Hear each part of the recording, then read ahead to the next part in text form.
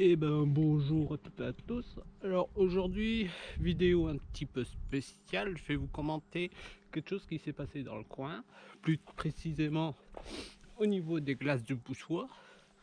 C'est la tragédie de Boussois-Réquigny qui s'est passée le 6 septembre 1914.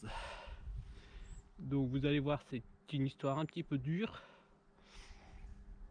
mais en fouillant un petit peu sur Gallica, j'ai trouvé cet article. Donc j'ai décidé de vous le raconter. Et je vous laisse avec la vidéo. À tantôt. La tragédie de Boussois-Réquigny. En faisant des recherches sur le site de Gallica, je suis tombé sur un article paru dans le Grand Écho du Nord-Pas-de-Calais le mardi 5 octobre 1920. Cet article m'a beaucoup touché. J'ai donc pris la décision de vous le raconter. C'est l'histoire de la tuerie qui s'est déroulée sur les communes de Boussois et de Réquigny le 6 septembre 1914. Monsieur Georges Després, administrateur délégué des glaces et verres spéciaux de France, a fait ériger un monument aux morts qui se trouve toujours sur la place de Boussois. On peut lire sur ce monument: ici, le 6 septembre 1914, les troupes allemandes ont fusillé sans jugement, en présence de leurs femmes, enfants et amis, 16 honorables civils de Boussois, Réquigny. Honneur à ces innocentes victimes. Passant, souviens-toi. Dans cet article, on peut lire un rappel des faits. J'ai eu beaucoup de mal à le lire parce que franchement, l'histoire est très dure, mais j'ai quand même décidé de vous la raconter. Après la chute du fort de Boussois, nos troupes, impuissantes, devant le nombre et la force de l'artillerie allemande, se replièrent dans les caves de la glacerie de Boussois, où se trouvaient environ 600 habitants. Profitant d'une accalmie, le sieur Alfred Bassuyot remonta dans la cour pour faire cuire des pommes de terre à la cendre. À ce moment, les Prussiens arrivaient. Un feu de salve éclata. Bassuyot et deux de ses camarades, Gustave Thomé et Victor-Joseph Trifou, furent tués. Cette scène jeta l'atellement parmi la population abritée dans les caves. Les femmes tombaient à genoux et les enfants se blottissaient contre leur mère. Ces pauvres gens imaginaient que le massacre de Belgique recommençait. Après cet exploit, les Boches firent enterrer les morts dans la cour de la glacerie et rassembler la population dans la pâture du château. Là se trouvait ramenée une grande partie des habitants de Réquigny et de Boussois et des territoriaux prisonniers. La bataille faisait rage, les marsouins et les fantassins bois de Rouzy dirigeaient sur les Allemands et sur les habitants une fusillade nourrie. À côté de M. Wallerand, maire de Boussois, un soldat allemand s'esclaffait à la vue des gens terrifiés entassés dans la pâture du château. Soudain, une balle l'atteignit en plein cœur. Il cessa de rire pour toujours. Le groupe de martyrs. Quand tout le monde fut rassemblé, les hommes furent placés d'un côté et les femmes et les enfants de l'autre. Les hommes furent fouillés méticuleusement. Les hommes en possession de papiers militaires furent placés dans un groupe spécial, le groupe des martyrs. Quand il y en eut 13, on les fit avancer le long de la Sambre à une dizaine de mètres du bord. Un 14e habitant, M. Deligne, qui le matin avait servi une tasse de lait à un officier, tut à ce fait d'avoir la vie sauve. On le fit sortir du groupe en lui donnant ordre de se coucher. 24 soldats allemands arrivèrent du côté de Boussois et se portèrent à une vingtaine de mètres des 13 civils, à qui on avait fait retirer festons et gilets. 2 Boches étaient désignés pour tirer sur chaque civil. Le 13e habitant de Réquigny n'avait donc pas d'exécuteur. Un ordre, une salve et 12 corps tombent. L'un d'entre eux n'est que blessé et parvient à se jeter dans la Sambre, mais les Boches l'en retirent et l'achèvent à coups de crosse. Chartier, resté le dernier, reçoit ainsi 24 balles dans la poitrine et tombe foudroyé.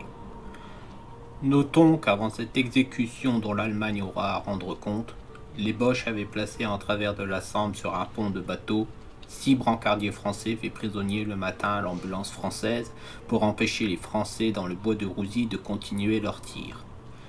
Voilà donc ce qui s'est passé à Boussois. Les martyrs. Brasseur Georges Jules Joseph, né le 28 décembre 1876 à Réquigny, cordonnier à Boussois, chevalier de la Légion d'honneur à titre posthume. Boudru Auguste Georges, né à Ohain le 28 novembre 1884, journalier, chevalier de la Légion d'honneur à titre posthume. Le Grand Ernest, né à Boussois le 19 juillet 1870, chef d'équipe au service de l'exploitation du chemin de fer du Nord à Gemont. Maître ouvrier de la 5e SCFC, section des chemins de fer de campagne. Chevalier de la Légion d'honneur à titre posthume. Médaille militaire à titre posthume avec attribution de la croix de guerre avec étoile de bronze.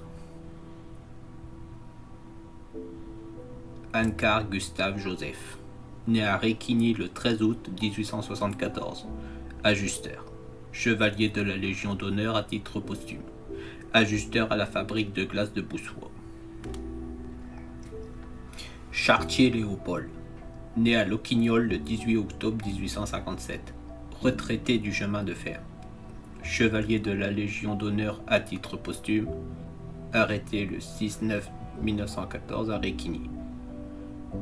Transféré à Boussois par le pont de Basteau construit le matin même.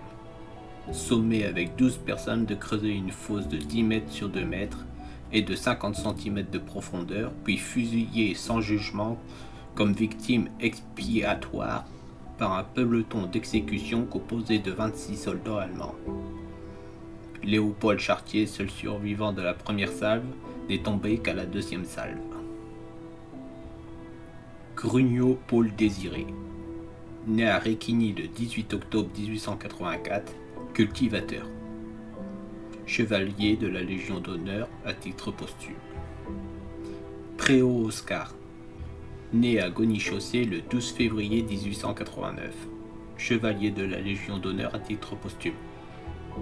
Réviseur aux forges de Réquigny, fusillé sans jugement avec son frère Camille par des soldats allemands comme victime expiatoire. Préau Camille, né à Gony-Chaussée le 7 mars 1893, chevalier de la Légion d'honneur à titre posthume, ajusteur à Maubeuge.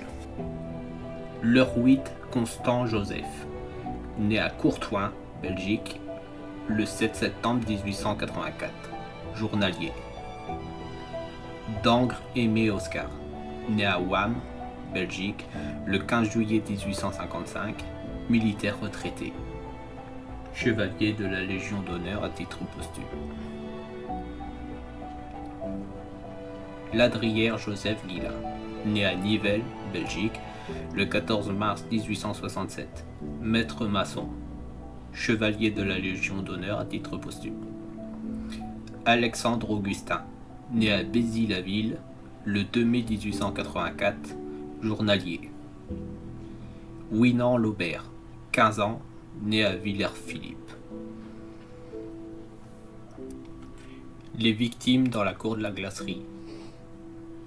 Bassuyo Alfred Joseph, né le 8 juin 1856 à Maubeuge, Légion d'honneur à titre posthume, conseiller municipal, journalier à Boussois.